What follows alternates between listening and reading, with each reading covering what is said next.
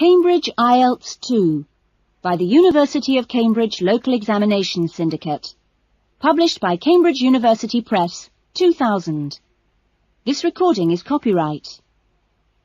Cassette 1, Side 1. Test 1. You will hear a number of different recordings and you will have to answer questions on what you hear. There will be time for you to read the instructions and questions, and you will have a chance to check your work. All the recordings will be played once only. The test is in 4 sections. Write all your answers in the listening question booklet. At the end of the test, you will be given 10 minutes to transfer your answers to an answer sheet. Now turn to section 1.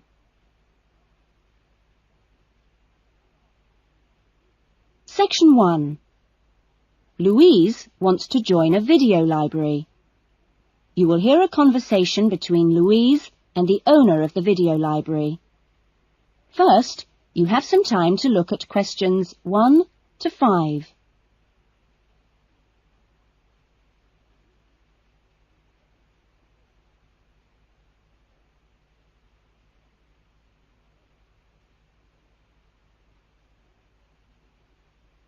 You will see that there is an example that has been done for you. On this occasion only, the conversation relating to this will be played first. Oh, hello. I'd like to join the video library. OK, would you like to fill in the application form now? Yes, I can do it now. Hold on and I'll get a form. Now, I'll just ask you a few questions and then I'll get you to sign at the bottom. Right. What's your full name? Louise Cynthia Jones. Jones. Yes, that's right.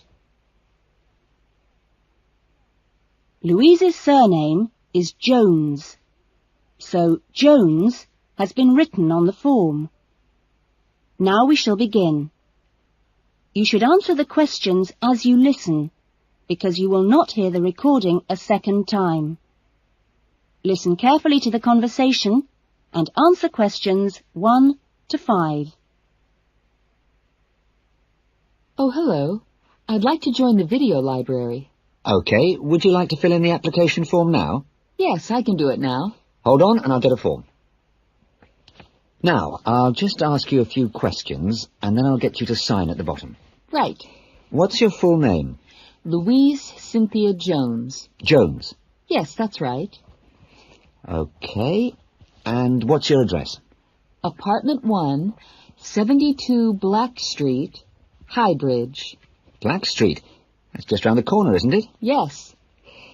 OK, so the postcode is 2085, right? Yes, 2085. And your telephone number? I need both home and work. Home is 9835-6712, and work is 9456-1309. Do you need any ID or anything like that? Yes, we need your driver's license number. That is, if you have one. Yes, I know it off by heart. It's an easy one. 2020BD. Do you need to see it? Yes, I'm afraid I do. Here. Right, thanks. And could you tell me your date of birth, please? 25 July, 1977. That's the most important part out of the way, but could I just ask you a few questions for a survey we're conducting? Okay. Before the conversation continues, you have some time to look at questions 6 to 10.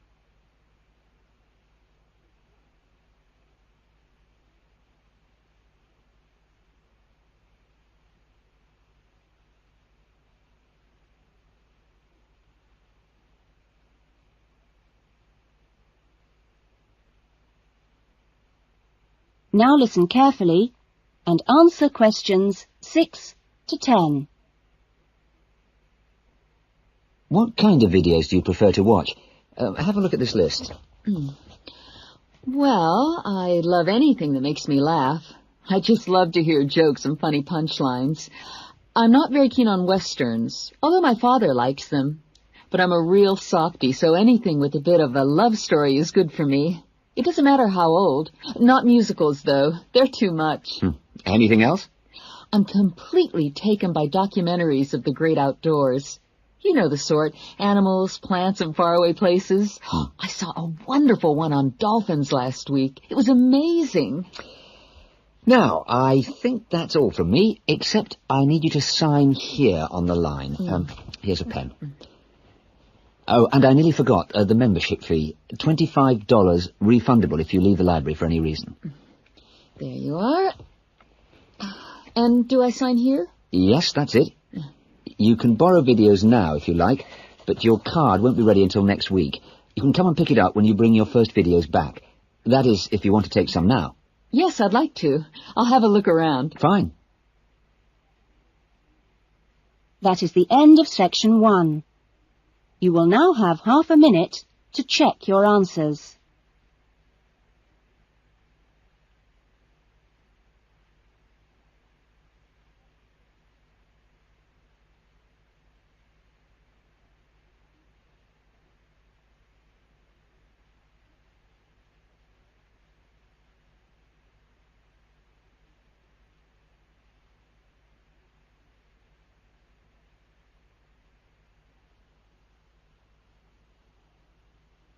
Now turn to section 2.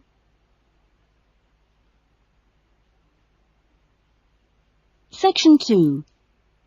You will hear a radio interview about an expedition across the Atura Mountains. First, you have some time to look at questions 11 to 15.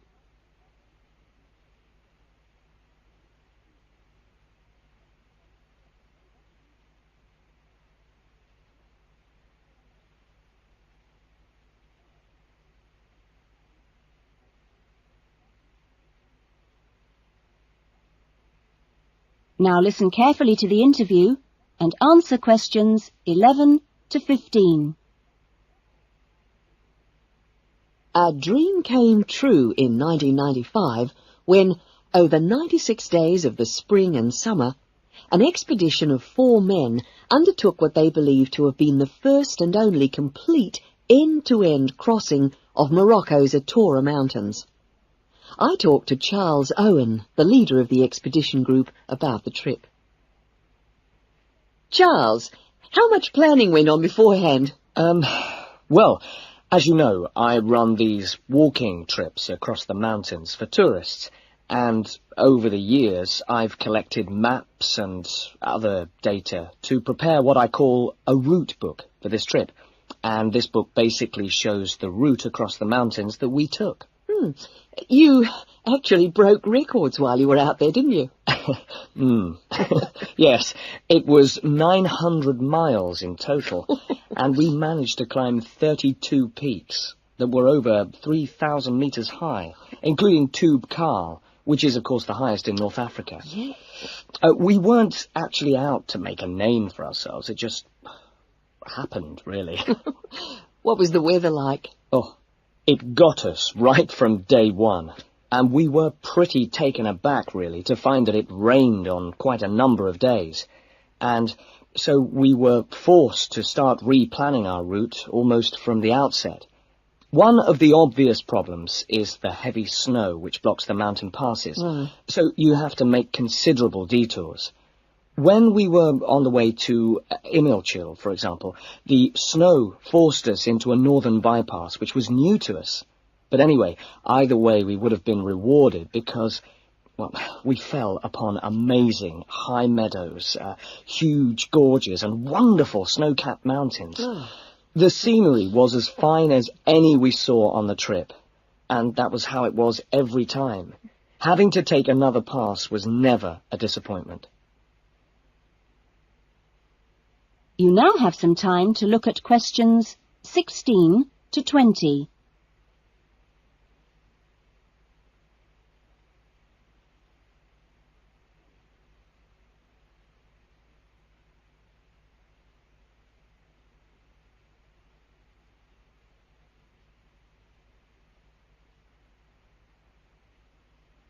Now listen to the rest of the interview and answer questions 16 to 20.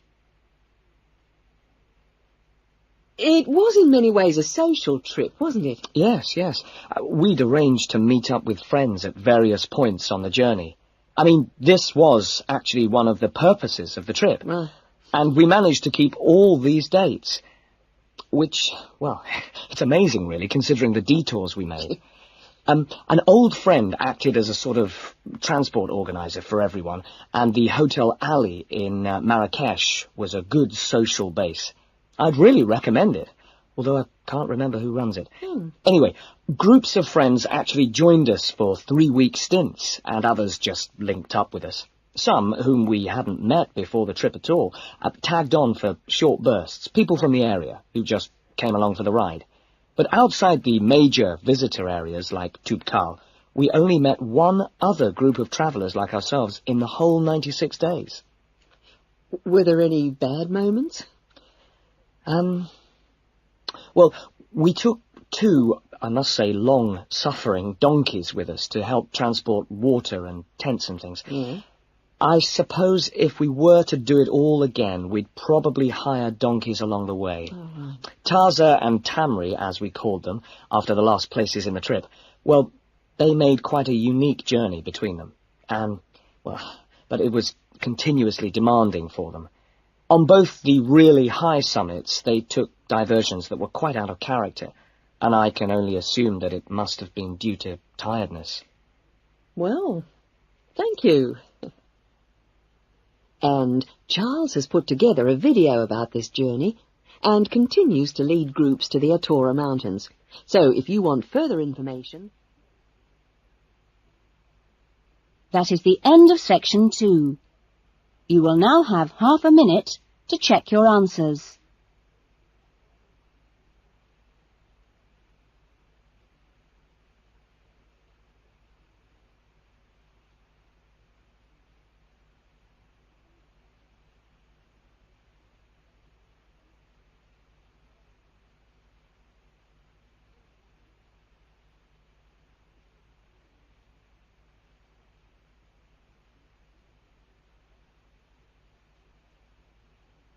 Now turn to section 3.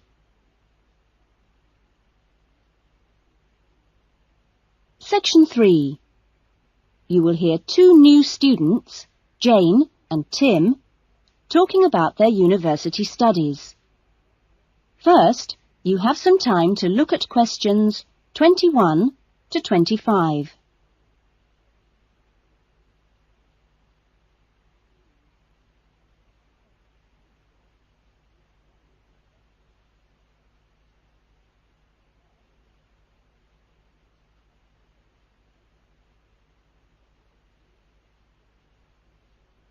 Now listen carefully to the discussion and answer questions 21 to 25.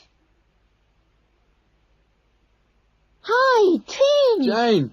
How are you? Fine. I've been wondering when I'd run into you.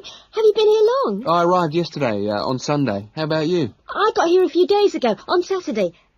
No, wait a minute. What's today?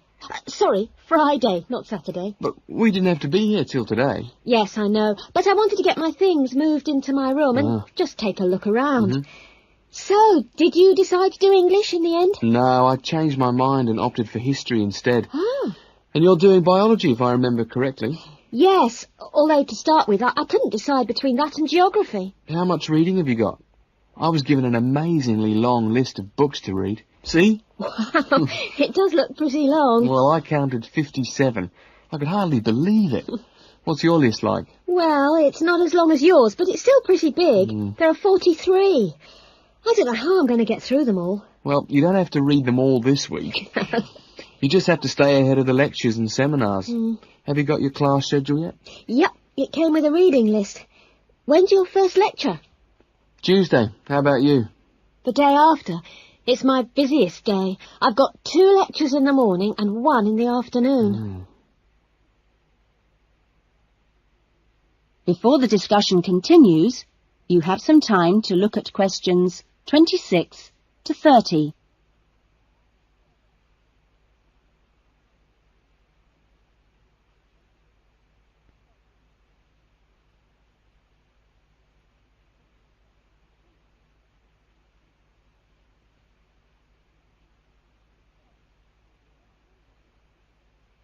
Now listen carefully and answer questions 26 to 30.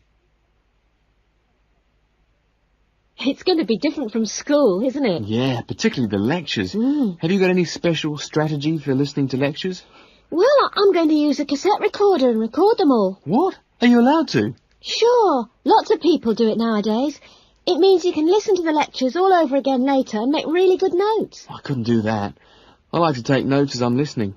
I usually find I get all the important points. Reading is different, of course. My approach is to skim the book first to see what's important and what isn't. It saves hours of time. But what if you miss something? You don't mean you're going to read every word, do you? Well, that's what I usually do. Well, that's up to you, but I think you're crazy. Oh. What's your first lecture on, anyway? Oh, it's a lecture on the French Revolution. The French Revolution, how boring. Oh, it's not boring at all. It was an amazing period of history. It changed everything in Europe. So what's your first lecture about? It's about animal behaviour. It sounds really interesting.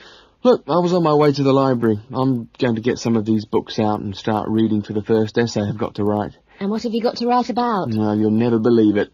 I think our professor must have a sense of humour. He's given us the title, Why Study History? That's a good one. When you find the answer, let me know. No, I'm going to enjoy writing it. Have you been given any writing assignments yet? Yes, I've got to write about animal language. That sounds a challenge. I suppose you'll be off to the zoo to do field research. That is the end of section 3.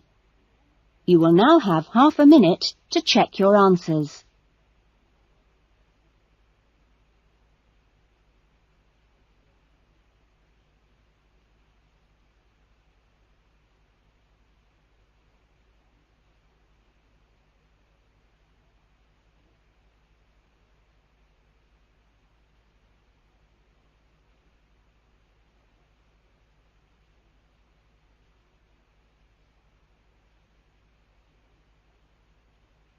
Now turn to section 4.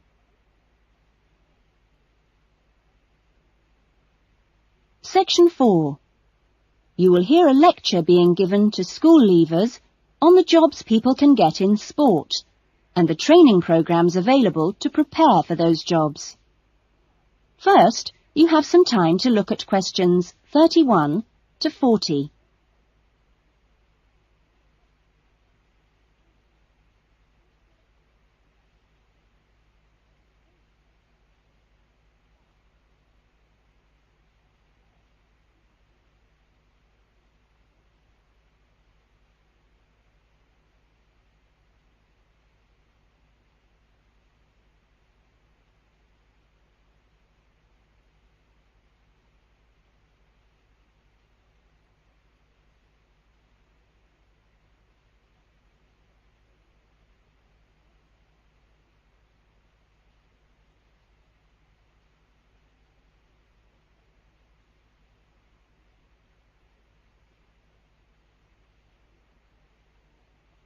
Now listen carefully to the lecture and answer questions 31 to 40.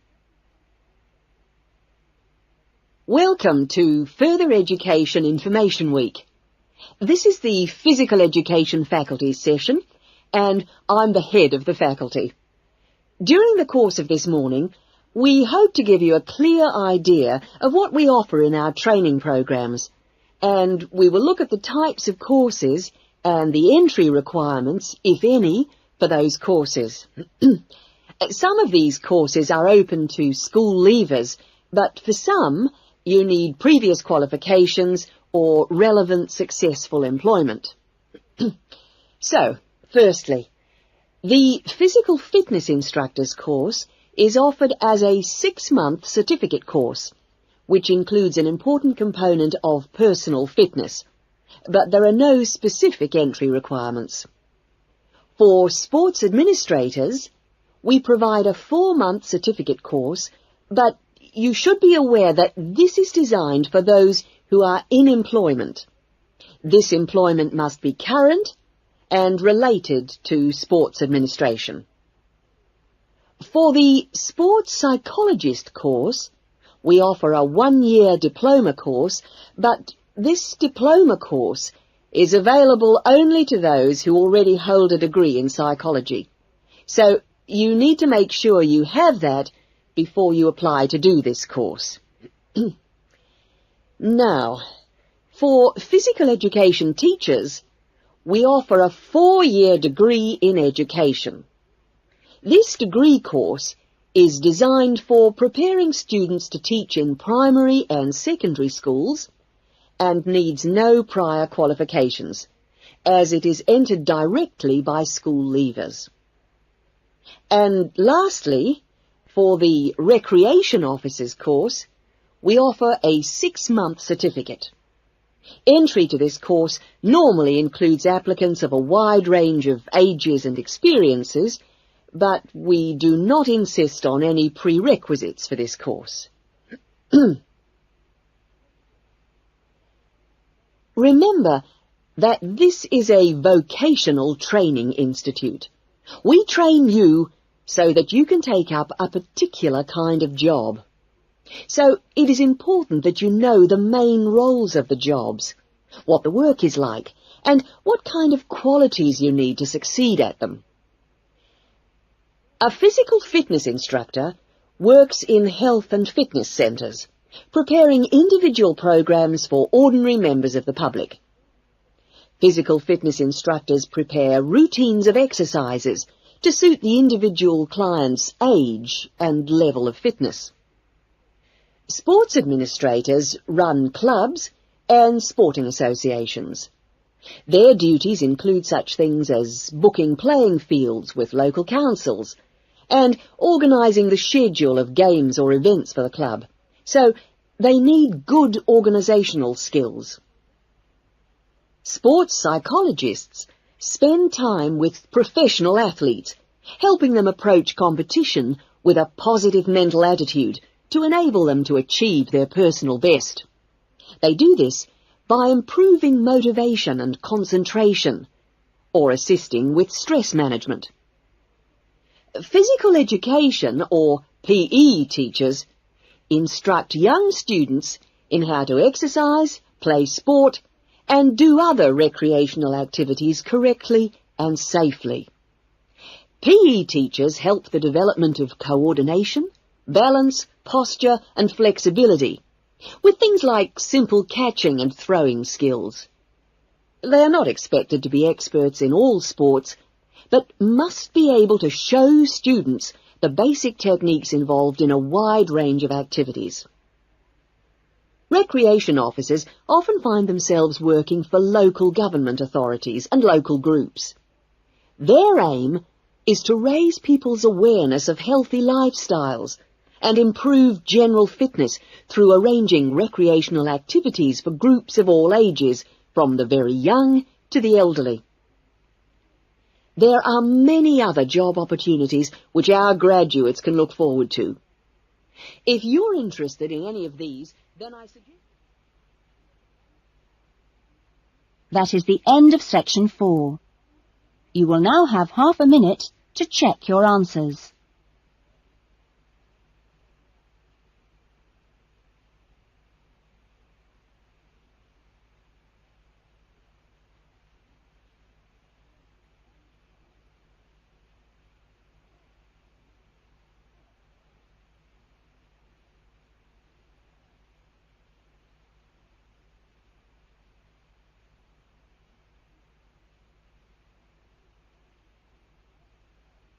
That is the end of the listening test. In the IELTS test, you would now have 10 minutes to